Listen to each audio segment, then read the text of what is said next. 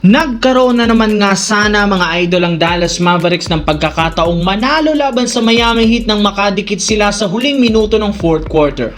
Ngunit kahit gaano karaming oportunidad ang ibinibigay sa kanila, parati pa rin naman nilang nasasayang matapos silang matalo 106-102, at isa sa mga sinisisi ngayon ay ang kanilang rookie na si Cooper Flagg na nakapagtala ng 12.7 rebounds, 3 assists.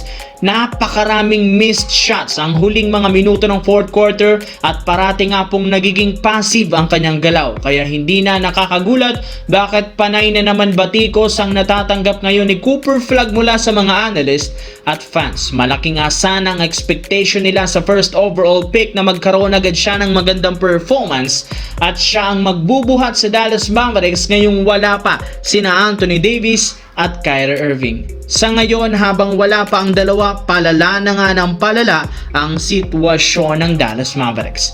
Samantala, pagkatapos nga ng naging laro ng Los Angeles Lakers kahapon laban sa Utah Jazz, magkakaroon sila ngayon ng 4-game homestand na maaari nilang gamitin para makakuha ng momentum at panalo. Ang problema, bago pa magsimula ang next game laban sa Clippers, inanunsyo na hindi dito makakapaglaro ang starting center na si DeAndre Ayton dahil sa pagtatamo ng knee contusion.